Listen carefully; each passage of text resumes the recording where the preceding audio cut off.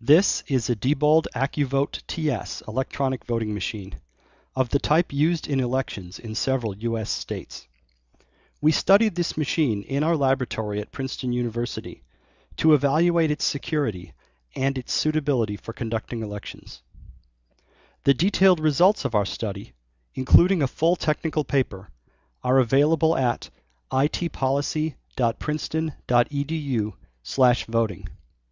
The behavior of voting machines is controlled by computer software. The software that tallies votes on this machine was written by Diebold. Our study shows that a criminal who can inject malicious software into this voting machine can control how the votes are tallied. His malicious software can steal votes, and it can cover its tracks so that the theft cannot be detected. To illustrate this danger, we have created in our laboratory a demonstration software program that steals votes. This video will show our demonstration software in operation. We will also show how a criminal can inject malicious software into a voting machine, and how he can create a computer virus that spreads itself between voting machines, injecting malicious software on every machine it infects. We will now show how to steal votes in a simulated election. On the morning of Election Day, the voting machine awaits instructions. The machine appears to be functioning normally, but unbeknownst to any observer, it contains malicious software that will steal votes. The machine greets the election workers normally. At this point, the election worker can perform so-called logic and accuracy tests that are supposed to determine whether the machine is functioning correctly. Logic and accuracy testing is essentially a pretend election. The worker casts pretend ballots, and then the machine counts the pretend votes. The election worker makes sure that the pretend count is correct. Our vote-stealing software can tell that the worker is doing logic and accuracy testing, so this is not a real election. It allows the pretend votes to be counted correctly, so that the machine passes the test. Everything still looks normal. Now the election worker tells the machine to start the election. The machine prints out a paper tape showing that no votes have been recorded yet. The election has begun. The first voter approaches the machine to cast his vote. The election workers have given him a voter card, which will allow him to cast one vote. He inserts the voter card into the machine, and the machine presents him with a ballot. In this example election, there are two candidates for president, George Washington and Benedict Arnold. The voter chooses George Washington. The machine asks him to confirm his vote, and he does so. The machine ejects the voter card after marking it as used. That's one vote for George Washington. 4 more voters cast their votes.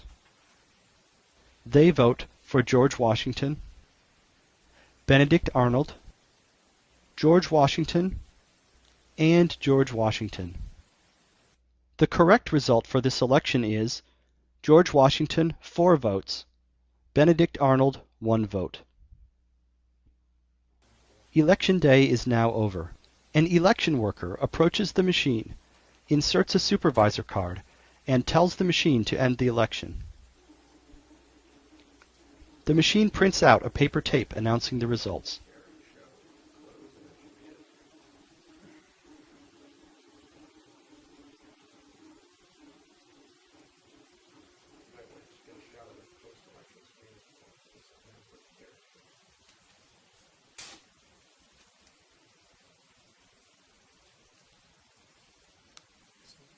The tape shows that Benedict Arnold won the election, 3 votes to 2.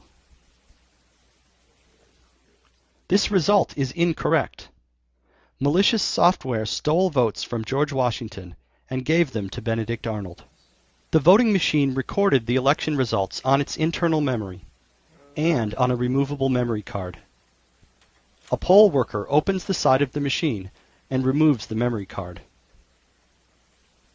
The memory card, when examined by technicians, also shows that Benedict Arnold won the election 3 votes to 2. Every record kept by the voting machine shows the same fraudulent result.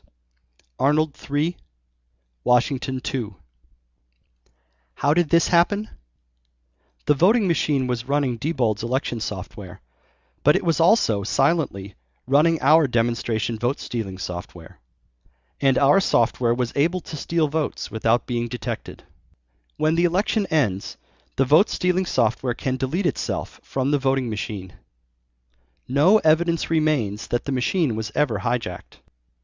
No evidence remains that any votes were stolen. As far as anyone can tell, the election was conducted fairly. But the result is fraudulent. This vote-stealing attack requires injecting malicious software into the voting machine. Anyone who has access to a voting machine for a few minutes can install malicious code. Here is one way to do so. In advance, we prepare a memory card containing our malicious software. When we get a few minutes alone with the machine, we first open the side door. We can do this with a key. There are thousands of keys in circulation, and any hardware store will copy them. Even without a key, the lock is easily picked. One member of our team can consistently pick the lock in less than 10 seconds. Or we can simply remove a few screws and lift off the machine's cover.